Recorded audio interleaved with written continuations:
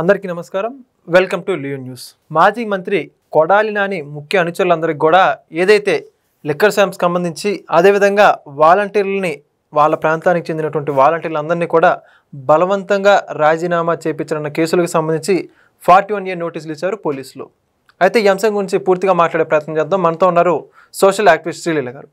Madam నమస్కారం అండి. నమస్తే అండి. కొడాలి నాని మాజీ మంత్రి అయిన వైఎస్ఆర్సీపీకి సంబంధించి జగన్మోహన్ రెడ్డి గారికి ముఖ్య సన్నిహితుడు అని చెప్పి జగన్మోహన్ రెడ్డి గారు అనేక సందర్భాల్లో చెప్పడం జరిగింది. అయితే తాజాగా ఈ కొడాలి నాని గారి అనుచరులందరూ కూడా ఎవరైతే లిక్కర్ స్కామ్లో దానికి సంబంధించి ఆరోపణలు ఎదుర్కొంటున్నారో మరికొంతమంది వాలంటీర్లందరూ కూడా బలవంతం పెట్టి రాజీనామాలు చెప్పించిన దానికి సంబంధించి కేసులు నమోదయ్యాయో ఆ కేసులకు సంబంధించి ఈ కొడాలి నాని గారు కూడా ముఖ్య నిందితుడిగా ఉన్నారు.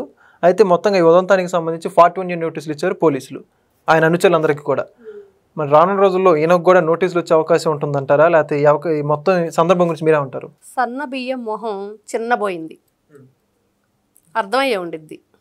సన్న బియ్యం మొహం చిన్నబోయింది అంటే ఒకప్పుడు ఆయన మాట్లాడిన మాటలు, భాష అసలు ఎంత పద్ధతిగా ఉండేదంటే వైఎస్ఆర్సీపీ అండ్ కో భాష అసలు ఎవ్వరికి కూడా ఆ పద్ధతి రాకూడదు అని కోరుకునే పద్ధతి అన్నమాట వాళ్ళది. బాబోయ్ ఇట్లాంటి పద్ధతి గల వాళ్ళు వద్దురా బాబు అనుకునే పరిస్థితి. ఈ రోజున జగన్మోహన్ రెడ్డి అండ్ కోలో వల్లభనేని వంశీ పాపం ఒక తప్పుని సరి చేసుకుందామని చూశాడు, అది మళ్ళీ వేరేలా బూమరాంగ్ అయ్యి వచ్చింది. అలానే పోసాని కృష్ణమురళి పాపం అతను కూడా ఏదో చేయాలనుకున్నాడు, హార్ట్ అటాక్ అన్నాడు, హెడేక్ అన్నాడు, అక్కడ నొప్పి ఇక్కడ నొప్పి అంటే పోలీసులు ఇంకా అసలు వాళ్ళని ఎలా పాపం అభినందించాలో అర్థం కాని పరిస్థితిలో రాజా అన్నాడు, కూజా అన్నాడు, ఏదేదో మాట్లాడాడు వాళ్ళని. అదొక ఎపిసోడు. అతను కూడా పాపం నిజానికి అతను ఒప్పేసుకున్నాడు, అలా నా వాళ్ళు చెప్తే నేను చేశాను, నేను అసలు సినిమాలకే రైటర్ని కానీ జగన్మోహన్ రెడ్డి రైటర్ వేరే ఉన్నాడు, ఆ గోస్ట్ రైటర్ చెప్తేనే నేను చేశాను అని చెప్పాడు. ఇంకా ఇప్పుడు కొత్తగా కొడాలి నాని, సన్నబియ్యం అంటే అతనే, సన్నబియ్యం అంటే కొడాలి నానినే. కొడాలి నాని మొహమే చిన్నపోయింది పాప ఆయన అనుచరులు అందరి మీద కూడా. ఏంటండి సంబంధం? ఒకప్పుడు 2019 నుంచి 24 వరకు వైఎస్ఆర్సీపీ అధికారంలో ఉన్నప్పుడు అధికారంలోకి వాళ్ళు అధికార పగ్గాలు చేపట్టడానికి జనాన్ని ఎలా మోసం చేశారు, సన్న బియ్యం ఇస్తాము, అమ్మఒడి ఇస్తాము, ఇంట్లో ఎంతమంది పిల్లలుంటే అంతమంది పిల్లలకి అమ్మఒడి ఇస్తాము అని చెప్పింది భారతిరెడ్డి స్వయంగా. ఆవిడే జగనన్న వస్తాడమ్మా అందరినీ బాగా చూసుకుంటాడు, కన్న తల్లిని చెల్లినైతే మోసం చేశాడేమో కానీ ఆంధ్రప్రదేశ్ రాష్ట్ర ప్రజలను మాత్రం మోసం చేయడు అని చెప్పింది. ఏం చేశాడు? ఒక పిల్లాడికి కూడా ఎక్కువే ఆయన ఇస్తే. అసలు ఇచ్చాడా? ఇచ్చిన వాటిలో టాయిలెట్ క్లీనింగ్ అని అవని ఇవని అని చెప్పేసి మెయింటెనెన్స్ అని చెప్పేసి మళ్ళీ వెనక్కి కొట్టేశాడు ఆ డబ్బులు. అదే తరుణంలో కొడాలి నానికి ఇచ్చారు ఒక మంత్రి పదవి.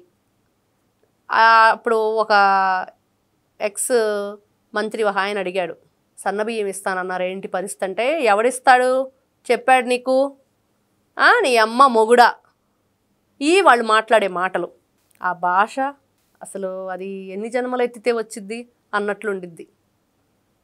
వాళ్ళే సాటి, వాళ్ళకి మించిన వాళ్ళు లేరు. జగనన్న జగనన్న వీళ్ళు పద్యాలు చెప్పుకుంటారు కదా, పెద్ద పెద్ద కవితలు రాసుకుంటూ వచ్చేవాళ్ళు అప్పట్లో అసెంబ్లీలో. అవన్నీ చూస్తుంటే నిజంగా జగన్ను మించిన వాళ్ళు లేరు. అంతకంటే గొప్పవాళ్ళు ఆయన అనుచరులు, ఆయన కార్యకర్తలు, ఆయన వాలంటీర్లు, నా సైన్యం అని చెప్పేసి పాపం వాళ్ళని, ఆ వాలంటీర్లను నెట్టనిలోన ముంచేశాడు జగన్మోహన్ రెడ్డి. మళ్ళీ ఇప్పుడు ఏమంటున్నాడు, అరే వాలంటీర్లు అందరికీ అన్యాయం చేసింది కూటమి ప్రభుత్వం, చంద్రబాబు నాయుడు అని చెప్తున్నాడు. ఎవరు చేశారు? ఈ రోజున కొడాలి నాని అనుచరులకి నోటీసులు ఇచ్చిన దాంట్లో వాలంటీర్లని బలవంతంగా రిజైన్ చేయించారు. ఎందుకు చేయించారు? జగన్మోహన్ రెడ్డికి సపోర్ట్గా అసలు మా ఉద్యోగాలనే వదిలేస్తున్నాం అని మీడియా ముఖంగా గొప్పలు చెప్పుకుందామని వాళ్ళ చేత బలవంతంగా, వాళ్ళ పని అదే కదా, గన్ను గురిపెట్టైనా పీక మీద కత్తి పెట్టైనా సరే వాళ్ళ చేత ఏదో ఒకటి చేయిస్తారు వీళ్ళు, అట్లాంటి వ్యక్తులు. అలానే వాలంటీర్ల చేత ఏదో విధంగా వాళ్ళ చేత రిజైన్ చేయించేశారు. వాళ్ళు రిజైన్ చేశారు. ఇంకొక కేసు మద్యం, ఇంకా అసలు దాని గురించి చెప్పుకుంటూ పోతే ఎలుకలు మద్యం తాగుతాయి ఆంధ్రప్రదేశ్లో. వైఎస్ఆర్సీపీ ప్రభుత్వం అధికారంలో ఉన్నప్పుడు మాత్రమే, అప్పుడు వాళ్ళు చాలా నాణ్యమైన మద్యాన్ని సరఫరా చేశారు, ఎలుకలు కూడా ఇష్టపడేంతగా. ఇంకా ఇంకొకటి రైస్ మాఫియా కూడా నడిచింది.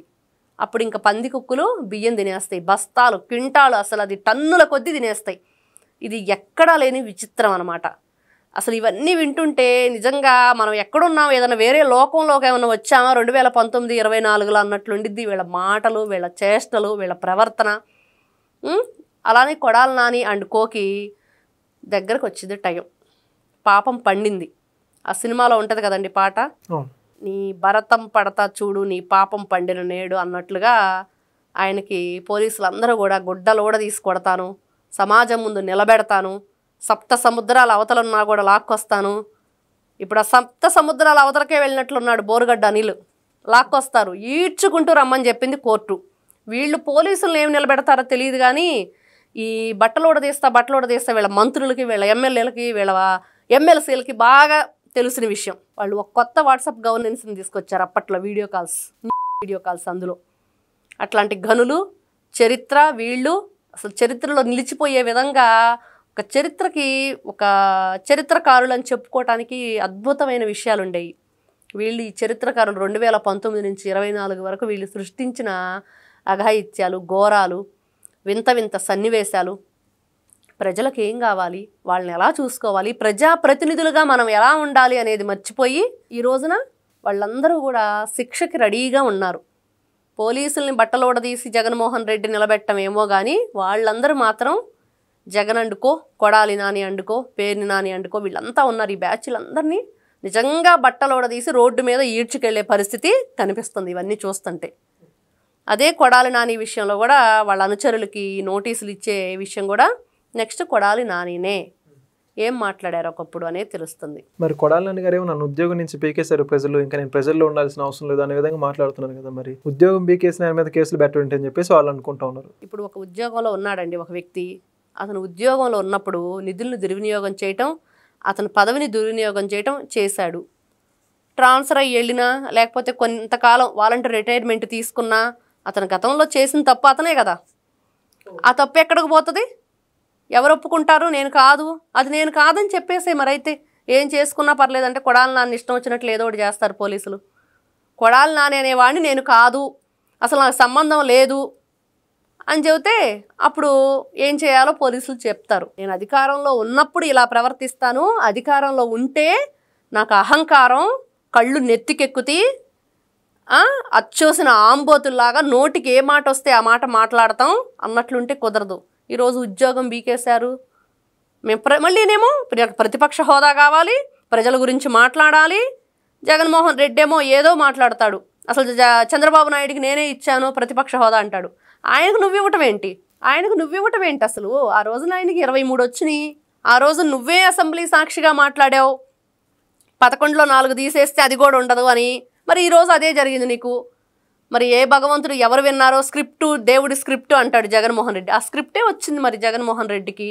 ఈ రోజున కొడాలి నాని, వల్లభనేని వంశీ, పేర్ని నాని, అంబటి రాంబాబు, రోజా, శ్రీరెడ్డి చెప్పుకుంటూ పోతే వీళ్ళ వ్యవహారం చాలా ఉంది. వీళ్ళందరూ ఈ రోజున మేము పదవుల్లో లేము, లేకపోతే మా ఉద్యోగాలు ఓడబీకేశారు, ఇట్లాంటి పిచ్చి మాటలు మాట్లాడితే ప్రభుత్వం కానీ ప్రజలు కానీ వాళ్ళ నుండి ఎవరు హింసని అనుభవించిన వాళ్ళు కానీ ఎవ్వరూ కూడా క్షమించరు.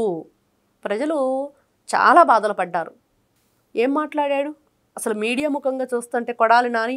ఒకసారి చూడండి న్యూస్లో, గతంలో 2019 నుంచి 24 వరకు అసలు అది డ్రైనేజ్ కంటే హీనంగా ఉండిద్ది ఆయన నోరు, ఆయన మాట్లాడే మాటలు, చేసే పనులు.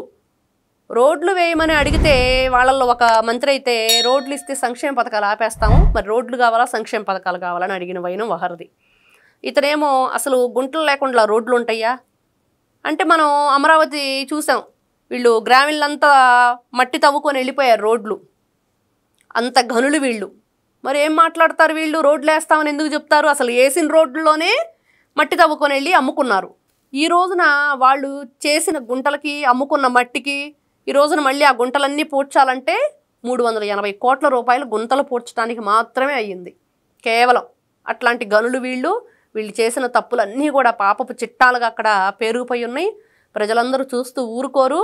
ఈ రోజున ప్రజాప్రతినిధులుగా ఉన్న వాళ్ళు కూడా ప్రజల పట్ల ఎలాంటి ఇబ్బంది లేకుండా చూసుకునే వ్యక్తులు వచ్చారు. వాళ్ళు కూడా ప్రజల్ని మీరు భయపడకండి, మేమున్నాము, మీకు జరిగిన అన్యాయాన్ని బయటకు వచ్చి చెప్పండి, ఫిర్యాదు చేయండి, మీకు ఎలా న్యాయం చేయాలో అలా జరిగి తీరుతుంది అని చెప్తున్నారు. కాబట్టే ఒకప్పుడు పిచ్చి మాటలు మాట్లాడి పిచ్చి చేష్టలు చేసిన వాళ్ళందరికీ కూడా తిక్క కుదురుతుంది అనటానికి ఈ రోజున ఇవే నిదర్శనం. Thank you madam. నమస్తే.